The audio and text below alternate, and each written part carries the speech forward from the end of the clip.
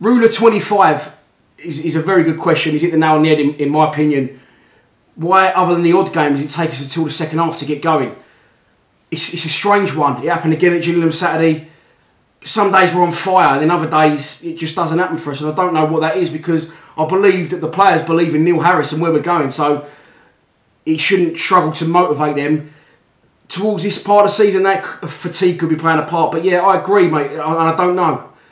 So Bristol Rovers at home, we played well, although they went down to 10 men. Charlton at home in the second half, we played well. There was a 15-minute period there. Gillingham Saturday, we was absolutely brilliant. And I can't put my finger on it, and I'm sure the management are probably feeling the same way. For a long time one, hopefully for a good time as well.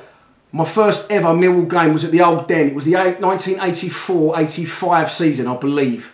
We played at home to Crystal Palace and we drew 1-1.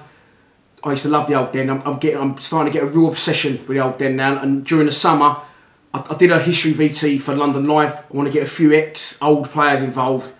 And during the summer, I'm going to shoot a real proper intense Mill history, doing a lot of filming over by where the old ground was. That's the plan. Yeah, many a great day at the Old Den. I never used to stand really on Coldblow Lane. I used to stand halfway line towards the seated area where it met the Coldblow Lane, and in the second half, my dad would show a moody green card where it was, and we'd go and stand behind the goal in the Alderton Road end by the fans. But some great days there.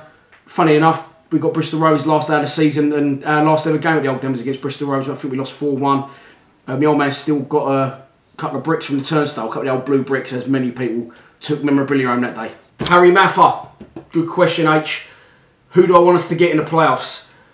I said about a month or two ago to my mate that I had a horrible feeling we was going to go to Wembley and Southend were going to beat us, and it's not looking impossible. I don't want us to play Southend. I don't know why.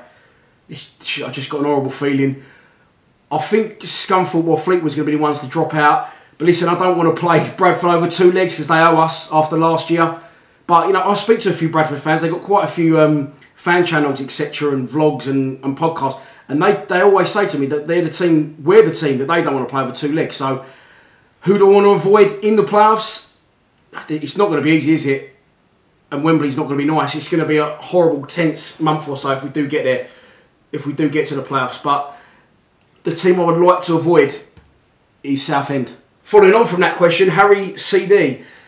Who do I think will go up with Bolton and Sheffield United if we don't go up? It's going to be Bradford or Southend, I think. I think Bradford are more deserving. I think they're a big club. It shows that with their gates, and you know they've got a big following. I really like Bradford's ground. I think it's a lovely old school English ground, and I've been there before. I just think it's a bit of a waste of time, Southend, getting there, to be honest with you. You know, they're not. It's a shit ground. Obviously, it's a really bad ground. I've been to their training ground as well. It's a terrible setup. Nothing against their team or their manager. It's just, you know, it is what it is. And I'd like to see, if we don't go up, to be honest, I'd like to get rid of Bradford, and that's another big club out of the league.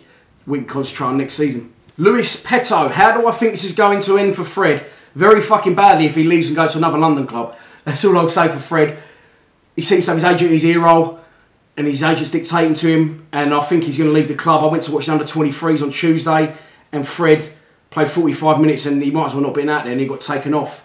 It's so weird. I mean, earlier in the season, I was one of the ones who saying Fred wasn't good enough. Then he's really come good. And I said at the time, people jumped on my back, but now because he's leaving, it's all right for me to say it, apparently. Footballers have this mentality where they'll play, they'll be on trial somewhere, or their contract running out, and they'll come really good, and they'll put it all in, and then they'll get their contract, or they'll get their move, and then they'll stop playing again. Listen, I just tell it how it is. That's a fact. That's the way football works, unfortunately. But Fred, I think you will see Fred go to a Watford, a Crystal Palace, not Leicester, but something at mid-table standard in the Premier League towards the bottom end of it, and just sitting there reserves for a couple of years and go nowhere before he moves back to another League One or a Championship club, as happens with most of them, unfortunately, for Fred.